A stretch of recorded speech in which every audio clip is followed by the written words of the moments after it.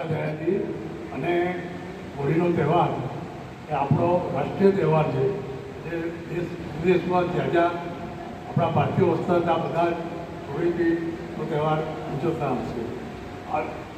રંગની હોળી રમવામાં રંગો જે આંખોમાં જાય સારી ચામડીમાં જાય એ નુકસાન કરતા થાય ના થાય એના માટે વડીલોને આપણે તિલક હોળી આપણે સાથે રમ્યા, તિલક કર્યું અને શુભાશીષ ગાયત્રી માતાના મળ્યા એ પ્રાર્થના કરી.